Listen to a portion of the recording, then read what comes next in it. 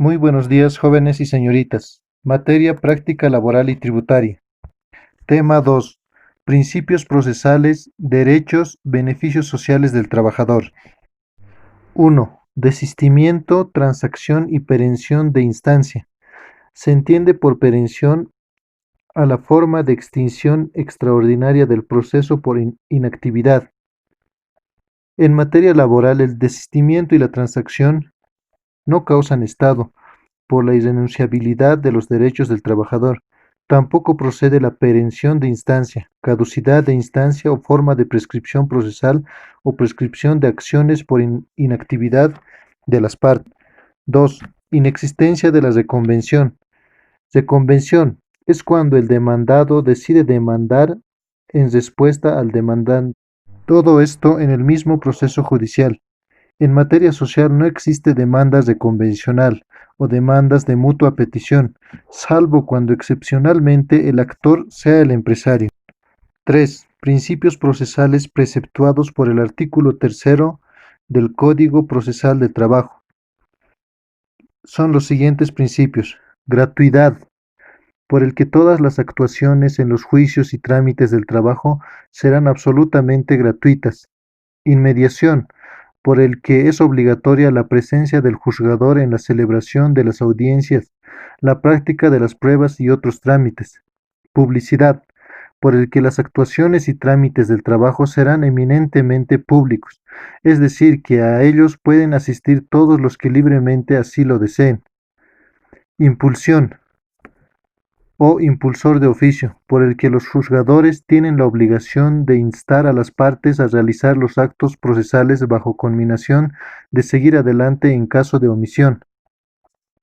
Preclusión, por el que el juez, no cumplido por la parte de un acto procesal dentro del tiempo conferido por la ley, determina la clausura de la etapa procesal respectiva. Lealtad procesal, por la que las partes ejerciten en el proceso una actividad exenta de dolo o mala fe. Proteccionismo, por el que los procedimientos laborales busquen la protección y la tutela de los derechos de los trabajadores. Inversión de la prueba, por el que la carga de la prueba corresponde al empleador. Concentración, por la que se evita la diseminación del procedimiento en actuaciones separadas. Libre apreciación de la prueba, por la que el juez valora las pruebas con amplio margen de libertad, conforme a la sana lógica, los dictados de su conciencia y los principios enunciados. 4. Sueldos y salarios del trabajador, sujetos por el artículo 5 de la Constitución Política del Estado, el artículo 52 de la Ley General del Trabajo. El 1 de mayo del 2019 se realizó el Decreto Supremo número 3888, donde calculan un incremento salarial del 4%, donde hay un incremento salarial de 2.122 bolivianos. La jornada ordinaria o normal de trabajo es la siguiente: jornada diurna para hombres y mujeres de 8 horas al día y jornada nocturna de 20 a 6 am, 7 horas. 5. Pago de horas extraordinarias. El artículo 55 de la Ley General del Trabajo establece que las horas extraordinarias y los días feriados se pagarán con el 100% de recargo. El trabajo nocturno realizado en las mismas condiciones que el diurno con el 25 al 50% según los casos. El trabajo efectuado en domingos se paga triple. Nos dice en el artículo 23 del Decreto Supremo 3691 del 3 de abril del 54, elevado a ley en fecha 29 de octubre de 1959. 6. Sueldos por jornada dominical. La remuneración o pago en días feriados y domingos corresponde el pago doble, avalados por el Decreto Supremo número 3691 del 3 de abril del 54. Asimismo, el trabajo de horas extras en días feriados se remunera con el triple. De acuerdo al artículo 55 de la Ley General del Trabajo, el trabajo efectuado en día domingo se paga triple. 7. Bono de antigüedad. Según el artículo 60 del Decreto Supremo 21060, nos dice que el bono de antigüedad se reconoce en la proporción señalada en la escala establecida por la ley, que es la siguiente: de 2 a 4 años un 5%, de 8 a 7 años un 11%, de 8 a 10 años 18%, de 11 a 14 años 26%, de 15 a 19 años 34%, de 20 a 24 años 42% y 25 a demás años un 50%. El procedimiento de cálculo se multiplica el salario mínimo nacional, que es de 2.122, por 3. De este resultado se establece el porcentaje correspondiente en relación a la antigüedad del trabajador, y ese es el importe a incrementarse en forma mensual.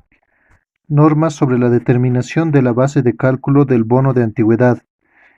El Decreto Supremo 21.137 nos indica que el ámbito de aplicación es para los trabajadores del sector público y privado. Su escala vigente es la que rige según el artículo 60 del Decreto Supremo 21.060 y su base de cálculo se aplica sobre un salario mínimo nacional. El Decreto Supremo número 23.113 dice que la base de cálculo es de 2 salarios mínimos nacionales y las empresas productivas del sector público y privado. El Decreto Supremo 23.474 indica que el ámbito de aplicación es para trabajadores de empresas productivas del sector público y privado. La base de cálculo del bono de antigüedad se amplía. La base del cálculo del bono de antigüedad se amplía a 3 salarios mínimos nacionales. El Decreto Supremo 23.528 nos dice que el ámbito de aplicación para trabajadores de empresas productivas o proveedoras de servicios del sector público. Su base de cálculo es de 3 salarios mínimos nacionales. La administración pública para el pago del bono de antigüedad a los funcionarios públicos se calculará de conformidad al artículo 13, es decir, sobre un salario mínimo nacional. El Decreto Supremo 26.450 dice que el ámbito de aplicación y base de cálculo para las empresas públicas no financieras sobre la base de 3 salarios mínimos nacionales y según escala porcentual del artículo 60 del Decreto Supremo 21.060. Su ámbito de aplicación y base de cálculo es en empresas no financieras, las que figuran en la gestión 2001, presupuesto fiscal independiente, incluidos en el clasificador institucional aprobado por Finanzas.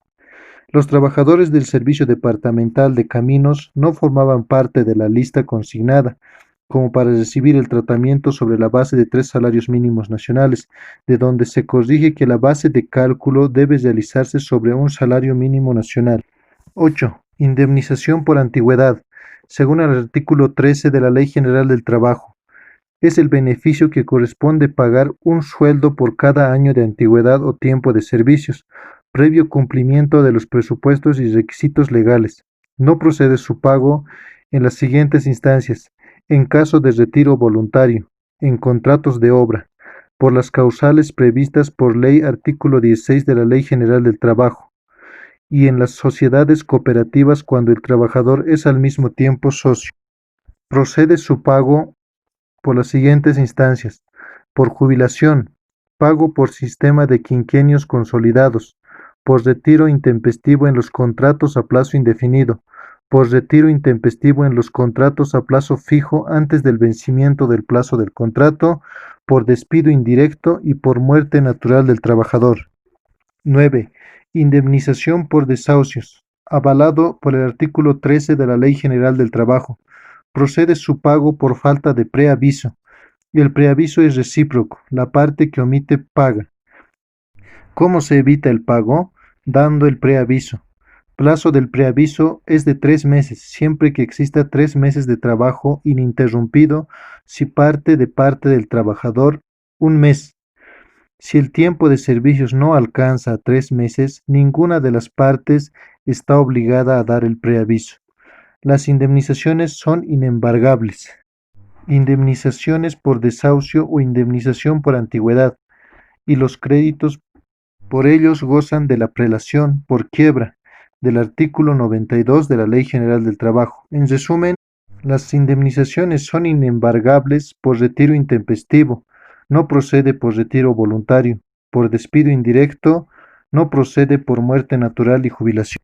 El trabajador preavisado no está obligado a permanecer en la empresa si en vigencia del preaviso sobreviene el retiro intempestivo.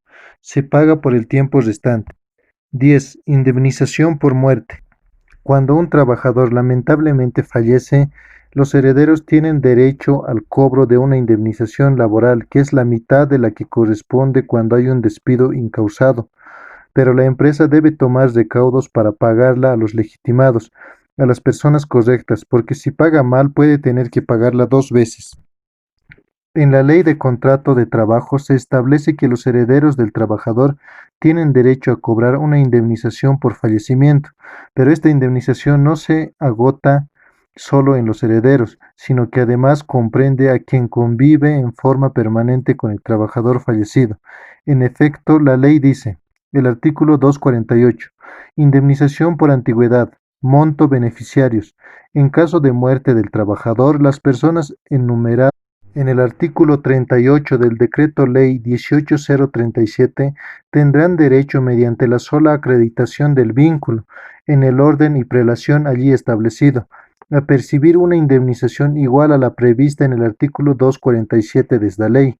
A los efectos indicados queda equiparada a la viuda, para cuando el trabajador fallecido fuere soltero o viudo, la mujer que hubiese vivido públicamente con el mismo en aparente matrimonio durante un mínimo de 2 años anteriores al fallecimiento. 11. Vacaciones. Avaladas por el Decreto Supremo 3150 bajo las siguientes características. No es fraccionable, no es compensable en dinero, no es acumulable, es irrenunciable y de goce obligatorio. Se programa en los 2 últimos meses de cada año. No procede para trabajadores a prueba y sujetos a contrato de trabajo a plazo fijo. Requisitos para su procedencia, antigüedad de servicios y escala vigente. Avalados por el artículo número 42.15.2. De 1 a 5 años, 15 días hábiles. De 5 a 10 años, 20 días hábiles. De 10 a más años, 30 días hábiles. Las vacaciones anuales no pueden monetizarse. Es compensable en dinero cuando existe retiro intempestivo y no pudo gozar oportunamente de su vacación. Prescribe en 2 años. Trabajadores de empresas que por su naturaleza suspenden trabajo en ciertas épocas del año no gozarán de vacaciones, siempre que su interrupción no sea menor a 15 días. Por vía de excepción, aunque el trabajador no haya cumplido un año de servicios, pero sí es objeto de retiro intempestivo, procede su pago. Las inasistencias injustificadas que no pasen de 12 días al año son imputables a vacación. La inasistencia injustificada del trabajador en un año calendario laboral son de 23 días. 12. Aguinaldo. Su pago corresponde a los trabajadores que tienen un año de trabajo continuo interrumpido, generando para el empleador el pago de un sueldo bruto, libre de descuentos, embargos y retenciones. No es compensable, sujeta a transacción alguna. Si el pago de sueldos es en moneda extranjera, no procede al pago del aguinaldo. Es obligación del patrón pagar al trabajador con mes de sueldo a sus empleados. Si el retiro es imputable al trabajador, éste pierde este beneficio. Si los servicios prestados por el trabajador no alcanzaren a un año, se pagará por duodécimas, siempre que hayan trabajado por lo menos 3 meses, en caso de empleados y en el caso de obreros un mes.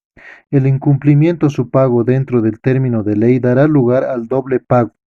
Este derecho se paga bruto, sin descuentos, embargos ni retenciones. El pago de aguinaldos no depende de las pérdidas o utilidades de las empresas. Las personas que trabajan en el sector privado pueden cobrar sus aguinaldos de todas ellas simultáneamente. Empero, en el caso de los funcionarios que prestan servicios en varias instituciones públicas, es decir, solo pueden cobrar aguinaldo en aquella entidad donde perciben el mayor sueldo, estando sujetos al control. 13. Primas sobre utilidades. Su base normativa es el artículo 57 de la Ley General del Trabajo y sus demás disposiciones. Las empresas que obtienen utilidades al finalizar el año otorgarán a sus empleadores y obreros una prima anual equivalente a un mes de sueldo o salario. En ningún caso el monto de la prima total podrá ser mayor al 25% de las utilidades netas. El pago se lo hará dentro de los 30 días siguiendo a la fecha de aprobación legal del balance. Si el 25% no alcanza a cubrir el pago de las primas, su distribución se la hará a prórrata. El documento fehaciente será el balance general aprobado por el SIN. Solo se pagará para las empresas públicas y privadas de producción de bienes y servicios. Se precisa auditoría externa por el Decreto Supremo 23791. Como ya lo habíamos mencionado, los acreedores de la prima son de la siguiente manera: los empleados de 3 meses y los obreros de 1 mes de antigüedad. La prima completa y prima por duodécimas a los trabajadores que hubieran trabajado por un lapso menor a 1 año. Se paga la prima de proporción al tiempo trabajado. La prima completa requiere de 1 año completo de trabajo. Primas sujetas a impuestos pagan el RCIVA según el Código Tributario. 14. Salario dominical si corresponde de acuerdo a ley. El salario diferenciado del haber básico y otros ingresos consignados en la papeleta de pago, de conformidad al Decreto Supremo número 3691 del 3 de abril del 54, elevado a rango de ley de la República en fecha 29 de octubre del 50, rige solo para obreros del sector productivo, público y privado, que durante la semana hubieran cumplido su jornada completa, concordante al artículo de la Ley General del Trabajo. Procedimiento de cálculo y pago: dividir el haber básico entre los días hábiles del mes y luego multiplicar por el número de domingos del mes. Este salario dominical debe estar consignado en las planillas y papeletas de pago, completamente diferenciado del haber básico y otros ingresos.